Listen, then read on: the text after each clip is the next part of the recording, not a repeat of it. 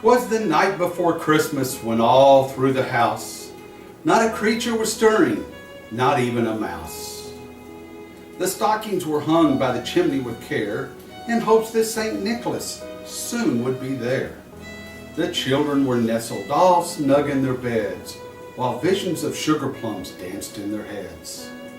And Mama in her kerchief and I in my cap had just settled down for a long winter's nap. When out on the lawn there rose such a clatter, I sprang from my bed to see what was the matter. The moon on the breast of the new fallen snow gave the luster of midday to objects below. Away to the window I flew like a flash, tore open the shutters, and threw up the sash, when what to my wondering eyes should appear but a miniature sleigh and 8 tiny reindeer. With a little old driver so lively and quick, I knew in a moment it must be St. Nick.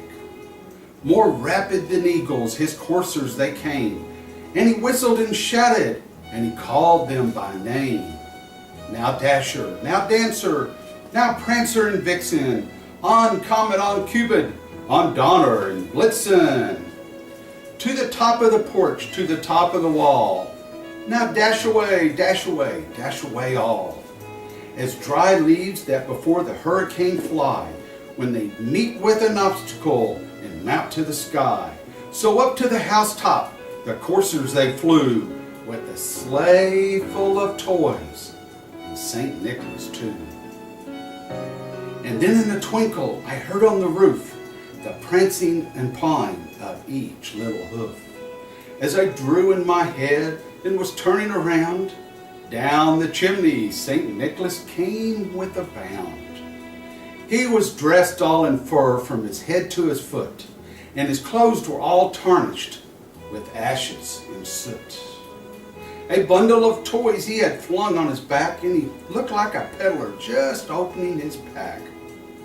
His eyes, how they twinkled, his dimples how merry. His cheeks were like roses, his nose was like a cherry. His droll little mouth was drawn up it like a bowl, and the beard on his chin was as white as the snow. The stump of a pipe he held tight in his teeth, and the smoke, it encircled his head like a wreath. He had a broad face and a little round belly that shook when he laughed like a bowl full of jelly. He was chubby and plump, a right jolly old elf, and I laughed when I saw him in spite of myself. A wink of his eye and a twist of his head soon gave me to know I had nothing to dread. He spoke not a word, but went straight to his work. He filled all the stockings and then turned with a jerk, and laying his finger aside of his nose and giving a nod, up the chimney he rose. He sprang to his sleigh, to his team gave a whistle, and away they all flew like the down of a thistle.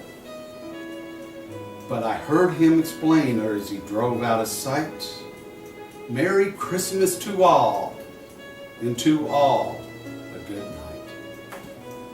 Now you better hurry up and get to bed so Santa Claus can come see you. I love you, sweet dreams. Bye-bye.